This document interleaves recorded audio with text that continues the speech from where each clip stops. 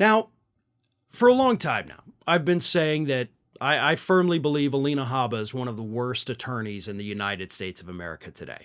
You may have a different opinion, but let me, if I may, try to persuade you to get on my side of the fence by offering you this little piece of evidence from just this week. You see, when Ivanka Trump was on the stand on Wednesday, prosecutors started showing all these emails that she was sending, to people like Alan Weisselberg, where she was openly fretting, oh no, daddy doesn't have enough money to get this loan. What are we gonna do?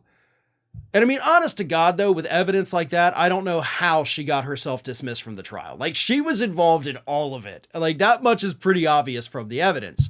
But either way, they're showing these emails to Ivanka, and they're asking her about her, and of course, she doesn't remember anything, God, how amnesia hits you once you walk into court is astounding. But then Alina Haba got a little mad, right? She doesn't like you showing all these emails to Ivanka. So at one point, Alina Haba objected to one of the emails that Ivanka Trump was being asked about by the prosecutors. She objected to it. And she objected on the grounds that, you cannot show this because this email was actually never sent. This was a draft email. It wasn't sent, so she didn't actually say these things. She was gonna say these things, but she didn't actually say these things. Ha, gotcha, Alina Haba thought. To which prosecutors then had to say, okay, there's two problems with what you just said. First and foremost, Alina, if you look at the little date right here, that's where it was sent. See, it says sent. Okay, she did send the email. But more poignantly, Alina, you're objecting to evidence that your side brought to court. See, it turns out that these emails, these documents that the prosecutors were using to question Ivanka, they weren't from the prosecutors. They were actually from Alina Haba and Donald Trump's legal team. So Alina Haba objected to her own evidence. I don't know that I've ever seen it. I don't know that I have ever seen that. A lawyer brings these things into court. Wait, no, object, no.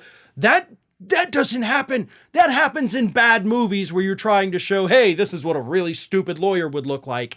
But it happened in the New York trial this week with Alina Haba. She objected to her own evidence. It gets a little dumber too when you think about the implications of that. As I have pointed out, I have worked in a law firm for over 19 years now, closing in on 20 years in a law firm.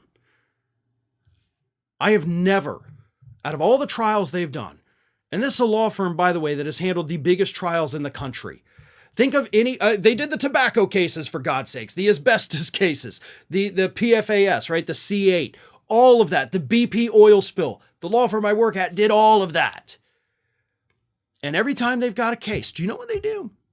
They go over every single word in every single document. There could be hundreds of thousands, there could be millions of documents, but they have teams, and everybody, multiple people, read every single word of every single document. Alina Haba clearly, along with the rest of Donald Trump's legal team, didn't do that. They didn't do that. She would have known that this wasn't a draft email and it was essentially a sent email. Not essentially, it was a sent email because it said so right on there.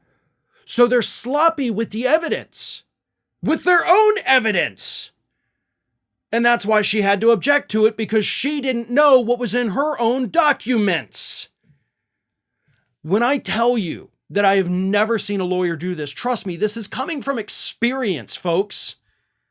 A 20-year legal career that I've had. I'm not a lawyer, but I've been in the legal field for 20 years.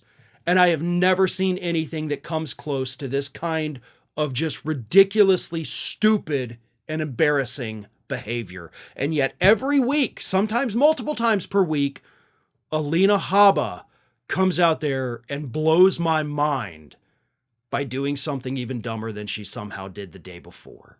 Hey everyone, this is Aspen. And did you know that for the low cost of $0 per day, you can subscribe to the Fair and Balanced YouTube channel? We also encourage you to like, comment, and share, but again, click that subscribe button.